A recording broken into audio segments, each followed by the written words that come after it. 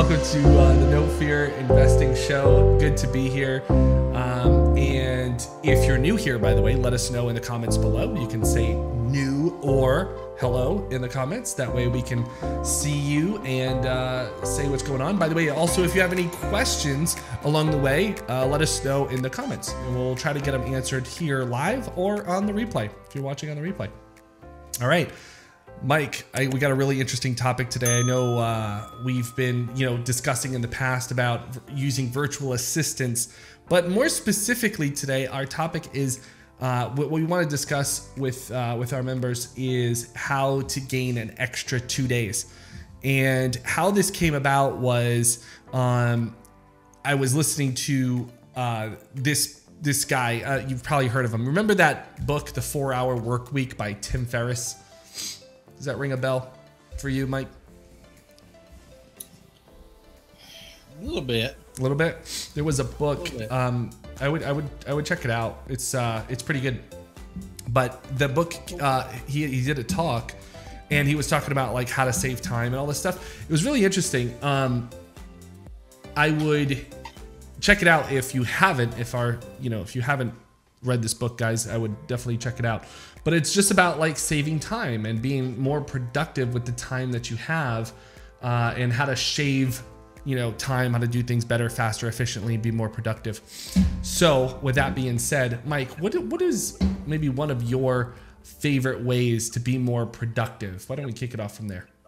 REI Conversion is a complete system to help you simplify your land investing business. With our core land management and CRM tool called REI Pebble, it streamlines the entire process of land investing. From automated printing and mailing of your offer letters, to easy document generations for contracts, to purchase agreements, all the way to tracking and managing your property's buyer and seller leads.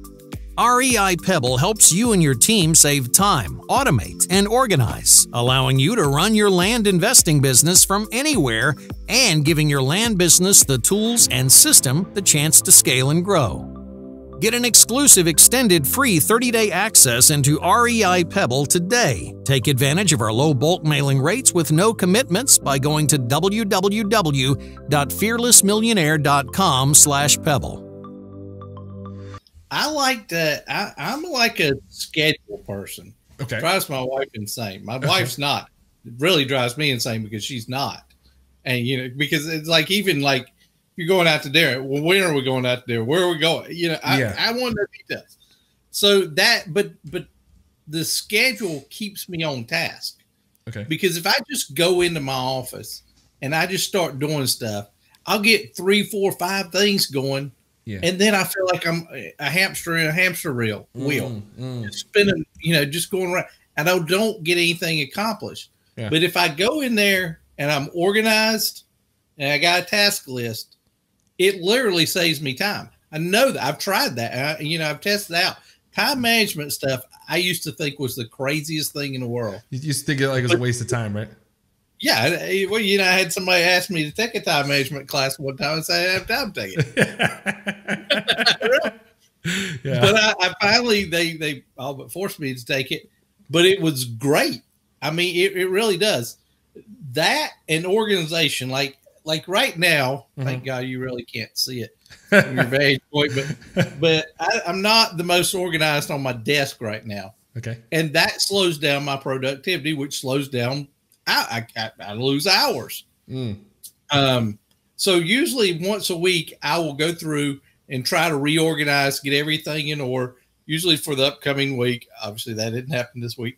But that's some of the ways that literally helps me save time. It sounds very basic and elementary, but it does help.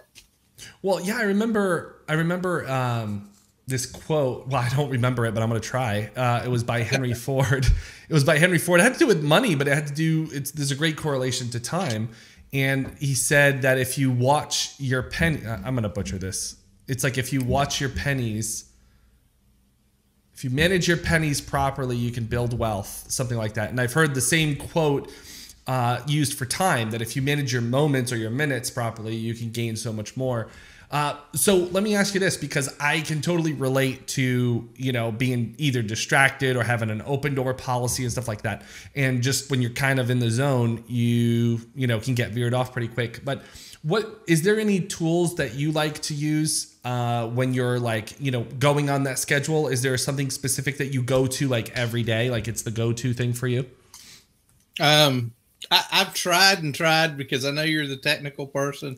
I've tried to get on the notes thing on my phone, and I have done that now. Yeah. But when you delete something or check it off, it does help. Yeah.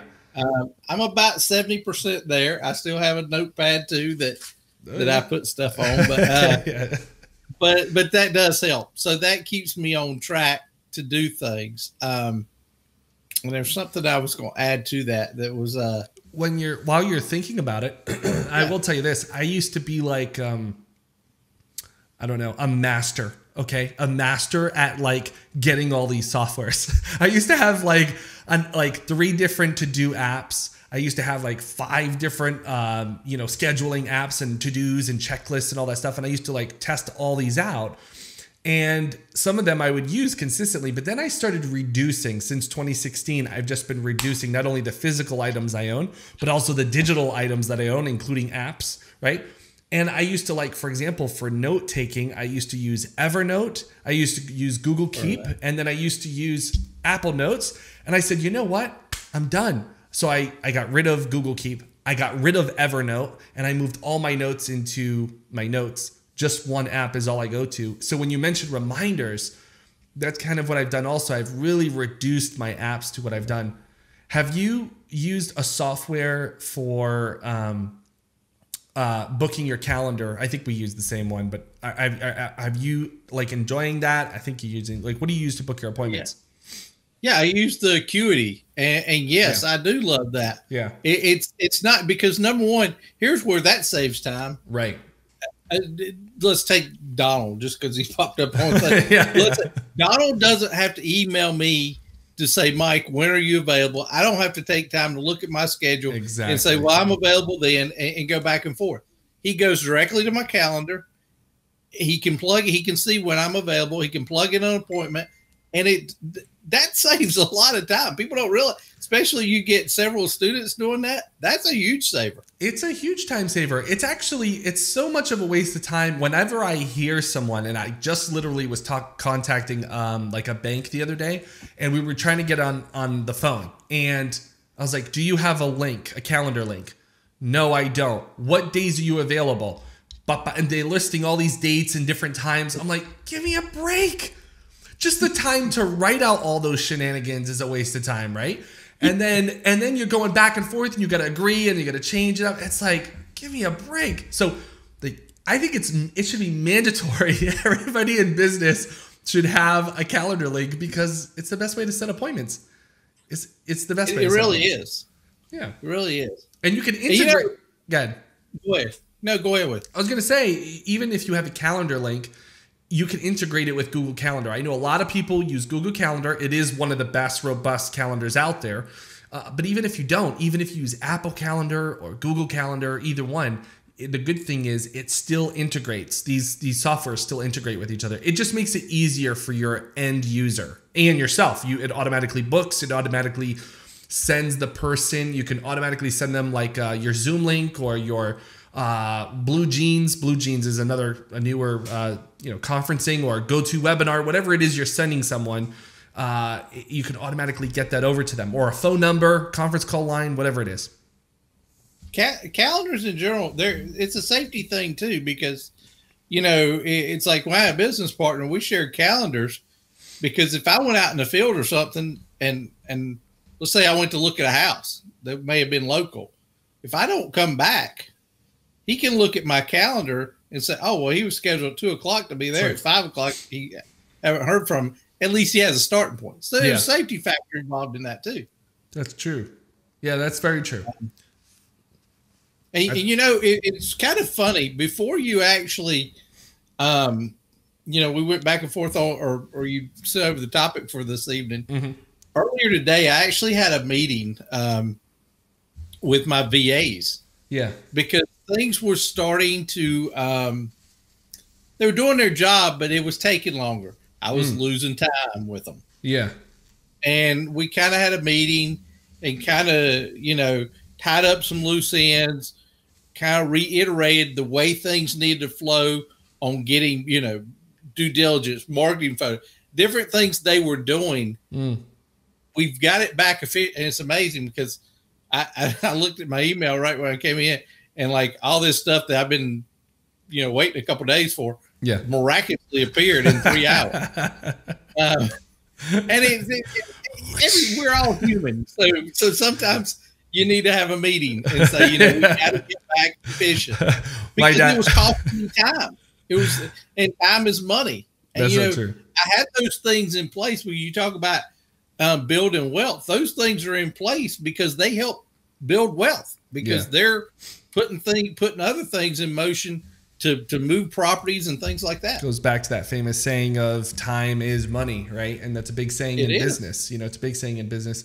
What has been your favorite part about having a VA in your business? And has it saved you? Because this can go either way. Some people will say, well, having a VA, I have to explain all these things to them. Having a VA, has it saved you time, or has it been more of a time waster?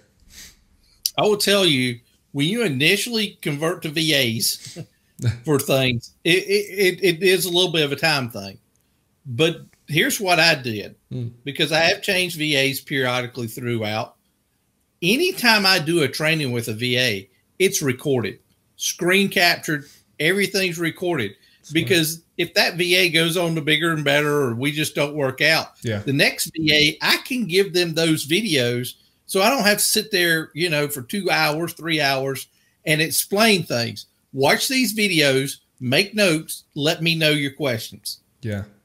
And I'm not regurgitating everything. No, that's a great point. And I think what a lot of people fail to realize is most of the time, why I think that's so crucial, what you're doing, recording, it's so important.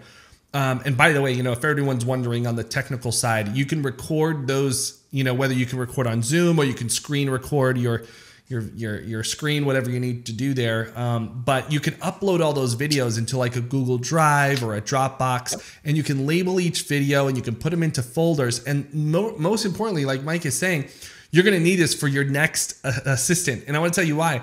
It's sometimes you're not going to be lucky with your first assistant. You're not going to be lucky with your second, maybe even your third. They may last a period of time. And then all of a sudden, because that's you growing, like that's you coming in as an entrepreneur and a business owner, you're feeling it out, you're working it out. And then all of a sudden you may say, okay, well, this person's not doing everything I need them to do. Let me add on another one in a specific area of business, in a specific tasks in my business. Or it just might not work out because you need someone who's more dedicated, more faster, whatever it may be. So keep that in mind, because I think what happens to a lot of people, Mike, is they go at it. They think they're hiring for the first time, and that VA is going to be the first one and their only one. And it's furthest from the truth. I mean, I've gone through 4 personal assistants and that's in over 10 years though. And, you know, my longest one was just with me. She was the longest one. She was with me for 6 years out of those 10. The other ones didn't go so well. And I'm on my newest one, who's been with me now for a year. And it's hard in the beginning. You know, you walk through the steps and all that stuff. Anyway, Mike brings up a great point. Mike, we also, I know we've talked about this in the past, and I know some people do it for their business, their real estate business. Let's talk about answering services, because that's a big thing. That's a big thing from sellers. It's a big thing from buyers. And that could save a boatload of time. Just one of our members the other day was talking about, the tire kickers. There's a lot of tire kickers. So let's talk a little bit about answering services and how that's helped you. Yeah, answering services can be good for a variety of reasons. Obviously, it keeps you from answering the call, taking initial calls. Also, a lot of times people are reluctant to leave messages, voicemails, if your call goes to a voicemail. So with an answering service, 9 times out of 10, it's going to be picked up by a live person. They're going to capture that person, and they're going to screen that call. I know at one point I had my assistant taking all my calls. I never took. I don't care if you just called to chit chat. You were going him at first, unless you had my personal cell phone. But and I didn't do that because I thought I was more important. I was just trying some things. No wonder why when I tried to call you, it just kept ringing and yeah, whatever. So, but yeah, the answering and it's asking questions about the properties, things like that, and that may be an answering service that does that, or that may actually be a VA that does that. Let's talk a little bit about answering services and how that's helped you.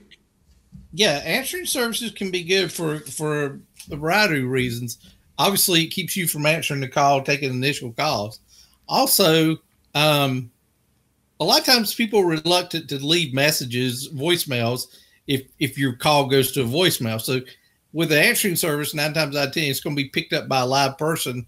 They're going to capture that person, and they're going to screen that call.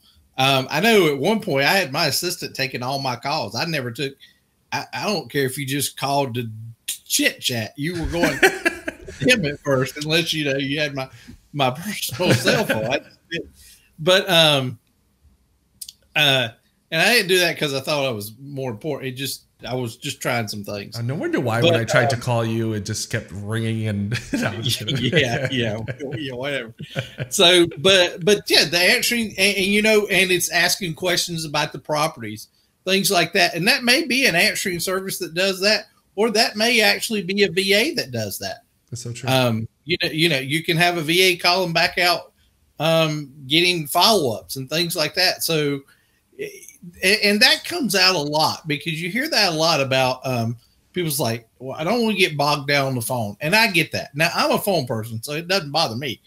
But it does, as you scale your business, that's things you got to think about, because that's time spent. Is that a good way of spending your time on the phone all the time, or are you at a place in your business that you can farm that out? You got to look at your expenses and things like that. Yeah, for that. Well, that's a good point you bring up about where best should your time be allocated. So, I think what's important in that statement that you're making is know what I call it highest and best skill. So, if your skill set and you really enjoy like being on the phone talking to buyers and that's what you really enjoy, then you should be doing that more often, right? And then kind of delegate the rest. If you're really good at Excel spreadsheets and maybe dropping mail or writing letters or getting contracts out, whatever it may be, then you should spend the majority of your time doing that. It reminds me of a client we had a few years ago, I don't know, 3 or 4 years ago, Monica, who was great, loved being on the phone, but also writing letters. And she was writing addresses while she was on the phone. That was like her thing. She did those 2 things and she subbed everything else out. And she was great at building relationships. She had people coming back to her, calling her over and over again from months later, even after offers had gone out, just because they remembered the conversation, the relationship that she built with them on the phone. And I think that's a really important, okay, excuse me. Everything just disappeared over here. Fire the production manager. You're fired, Peter. So I can, gosh, we've talked about 2 or 3 things right there alone that can save a boatload of time. By the way, anyone who's listening, and if you have used any of these services, let us know.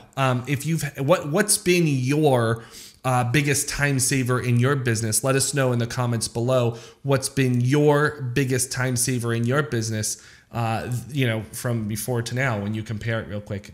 Mike, what has been your favorite out of all the stuff that we've just talked about and maybe other stuff we haven't? What's been your best time saver? It's really been incorporating VAs in certain aspects of my business. And I tell you, and to swing back to what we were talking about, recording the trainings that you have with VAs, those aren't not only good for future VAs, but it's also good for the VA that's you've just hired, that you've done that training, that may have a question. He may be supposed to do a task. What if you're gone? He has to email you, say, hey, tell me exactly how to do this again. If that video is available, he can review it, click on it, and keep the production going. He doesn't necessarily have to stop. Yeah, it's true. So I like that aspect, because anything that I don't like doing in my business, I'm not going to do it efficiently anyway. You just don't. The things I like doing in my business, then I'll do efficiently and do well at them usually. But the things I don't like to do, and that's, the due diligence, the scrubbing list, getting lists, any of that stuff, I'd rather somebody else do that. Mm-hmm. Yeah. So that's probably one of the biggest things that I like that's going on in my business right now. I actually, Nathan, at one point, probably a year or so ago, I was 2 step back from my business. So I kind of earlier this year took back over my business, so to speak, and did some adjustments with some VAs to keep me more in the know and in the loop. So that actually was beneficial in the long run to do that. Okay. Well, that's really interesting. One of the things you mentioned about, so first of all, you said the biggest thing that's made a big impact, a big time saver, is having virtual assistants in your business. Absolutely. Your recommendation, just out of curiosity, do you have like an assistant for every task, or do you have like one assistant for everything? How do you break that down? I have a couple assistants. I have one virtual assistant group that I work with. Like I got a go-to. Okay. And then they may assign it out to other VAs. Okay. So you have like a manager. Yeah. So to speak. Yeah. Okay. Manager. Okay. And they may manage out or farm out. I have a particular person that does all of my marketing. I don't necessarily talk to them directly, but I know who he is. And I know he's the one that does it. Whereas another person does my due diligence. Another person does my scrubbing and things. So I've got that particular team in place, but I have one person I can go to. And like, for example, today we had a meeting. I include that one person in that email, and she made it happen. Yeah, she cracked the whip and got everybody back in. That definitely sounds like you have a project manager on your team, and then they're delegating it out, which is really good. Oh, that's huge. That's very powerful. Donald is saying, I like talking to my buyers. However, having VAs answer seller calls saves me the most time. Just to add on, I have the VAs scrub my list, pictures, and listing descriptions. Wow, that sounds like a lot going on right there. I love it. Well, Donald is pretty automated. Yeah. Well, that frees him up a lot. Yeah, exactly. Do all these closings he does. Yeah, exactly. Oh, he also adds, it's a question. Do your VAs follow up with your sellers, or do you all follow up with your sellers after the first offer has been sent out? You want to take that first? It depends. A lot of times I'll get involved now, but I try to keep everything via email or text with them. Wow. What, with text? It works. The text works? Yeah. I had a seller actually today. They called me, they emailed me and texted me. Just, it's been a little bit. They're just finding out about their property. Yeah. So text has the highest open rate out of all marketing, material that's out there, right? It's the highest open rate, like 99.9%. Everybody opens up their text messages. I think it reminds me, it's just too much back and forth. I like to annihilate that, but that is a good point, and there are softwares out there that can make that a little bit easier. Oh man, I don't know. I'm not ready for it, Mike. Maybe I should clarify what my responsibility with a seller is. Okay. My responsibility is one really to cut. I'm like the person that just smoozes things over or talks to them. Okay. If there's specifics about the property, does it have sewer, that sort of stuff, or HOA stuff? Yeah. If I don't email it, then I have an assistant that will find out those particulars on the property. Okay. Yeah. That's good to know. I do the easy stuff. I do. Yeah. And guys, just so you know, that's Mike's side. On my side, when it comes to working with sellers, because I know this has come up in our group, By the way, Mike, our group is on fire. It really is. We want to welcome also, we have a new member in our group. Welcome Florin to our group. He just came in and he's already doing deals, and he's really excited to be a part of the group, which is great. And we do have some of our members get into some closings either this week and next week. And we also, it's Scott and Felipe gotten some progress on their offers. I know you're working very closely with them. Yes. That's awesome. We do ours a little bit differently, and each person's got to see what works for them. Yeah, there's not a wrong way to do it. True. Your way's not wrong. My way's not wrong. Right. You got to do what works and what flows for your own business, and that may, as you know, that changes as your business dynamics change. Exactly. You've had VAs before. Now you have a regular partner that's doing that part of it. Yeah, exactly. And that's a big element, guys. I mean, it's kind of interesting. One thing I learned in real estate over the years is there's nothing more powerful than when a seller is calling, right? They're making actually a phone call and there's a live person on the other line. That is really powerful. It just has such an impact. Now, some people may say, oh, let everything go to voicemail so you can weed out the tire kickers. Well, sometimes tire kickers, they don't take action like that. They won't make a phone call. Right. So there's different levels and in levels of engagement on the person who's interested and ready and willing. Also, I know that when I take a call with a seller or I'm working with a buyer and stuff like that, when I do that, I like to dig a little deeper. One of the things, just to add a little spice to this conversation here, one of the things I always like to find out is if that buyer is calling and they have, they may be calling about a specific property, but that doesn't mean that property is the one they're going to buy. And I think a lot of people think like, oh, this buyer is calling about this property. They need to buy this property. This is the one. And if it's not the one, bye birdie. That's not the case at all. They may be interested in that property, but you have inventory or another deal from maybe a business partner or whatever it may be, and you have a buyer to buy another deal.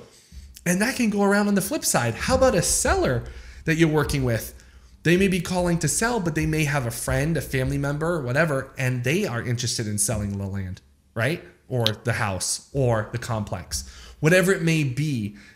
You have sellers and buyers who know people and also who may be interested in selling more than one piece of property or selling or buying, or they may know someone who buys, or they may buy a different property. I know, sorry to mash that all together, but that's the reality. I like to suck the juice out of them a lot more than just going through one phase of a lead. Hope that makes sense. You bring up a really good point, especially with buyers. You should never let a buyer, if you're on the phone with a buyer and the property call about just doesn't work. Maybe it's, oh, well, it's got an HOA. I didn't want to have an HOA. Yeah. Okay, great. Well, I've got this property over here, or let me get your information. Right. And when I get that, my inventory is always changing. You should never let that. It's the same way. If you want to test a good sales theory, it's sales 101. Go to a car dealership, ask them about a car with particular things that they don't have on the lot. Yeah. And you watch how quickly they will convert you and try to put you to a vehicle they have on that lot. It's so true. They're not going to let you walk away. So true. Yeah. They want to figure out what you're in the market for, how long you've been looking, what's your family budget, what's your family conditions, do you want to, whatever it may be. They're going to figure all that out, and they're going to show you something before you get off that lot, because why? You came on the lot. You're looking to buy, right? You're a buyer. You're a buyer. I just got to get you meshed with the right car, property, whatever it is. Well, that brings me a good point. This is the last time I bought a car, which was 8 years ago. I haven't owned a car in so long. But it was actually longer than that. I bought a car in 2011. No, 2010. I bought a car, and that was the last time I bought a car. It was 10 years ago. Okay. It was a nice car. Yeah, it was a nice car. But Mike, I didn't go on the lot looking for that car. I actually was going onto the lot looking for a Genesis. And I went for the Azera. And because it had more bells and whistles, the guy knew. He was like, I literally went on the lot saying, I'm looking for a Genesis. He's like, oh, we don't have it, but I got something with more bells and whistles. And I was like, I like bells and whistles. You're talking about language. Yeah. So that just worked for me, And I walked out of there with the Azera. That worked out a lot better. So it is what it is. That's how powerful it is. Mike, I want to wrap up this week's episode with completing tasks. I think this is always a nagging thing, maybe for me, maybe for other people. If this nags you, let me know. Do you ever have like your to-do list, your reminders? I put everything in my reminders list.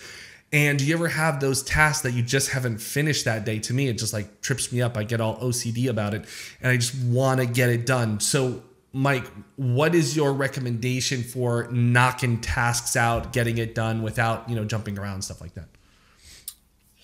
There's two schools of thought. Some people say complete the easy stuff, get it done, and you get a lot of stuff completed, and it makes you feel good. I'm a little bit opposite. I like to tackle the tough things because my mind is fresh. If it's a tough thing that needs my mind fresh, I'm more likely to do better on it in the morning than after lunch.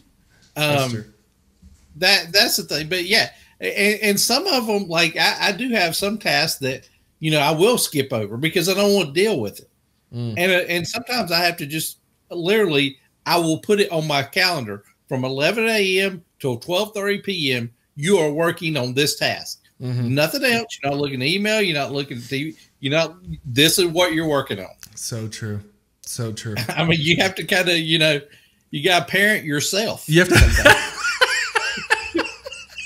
you have to parent yourself. Well, it's kind of true when you're owning your own business. You really have to like manage yourself because there is no manager. You are the manager. You are the owner. So who else? You don't make it happen, it ain't gonna happen. Exactly. That's so true.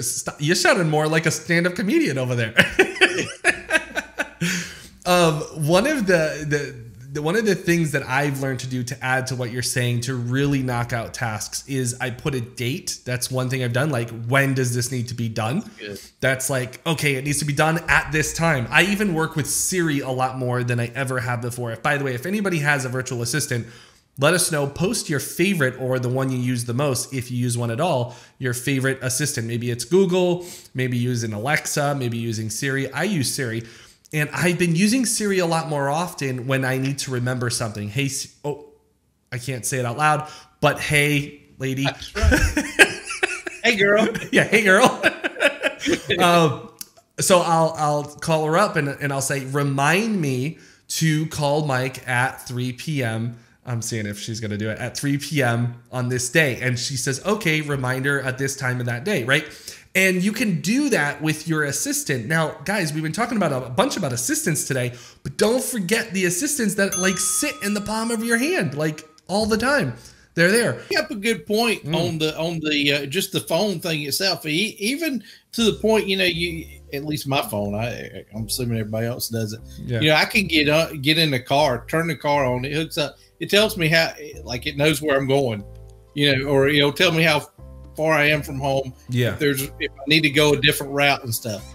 That all this smart technology stuff is there to maximize your time. So true. Take advantage of it. Yeah, it's so true. Sometimes it just takes a little bending and changing and getting used to it.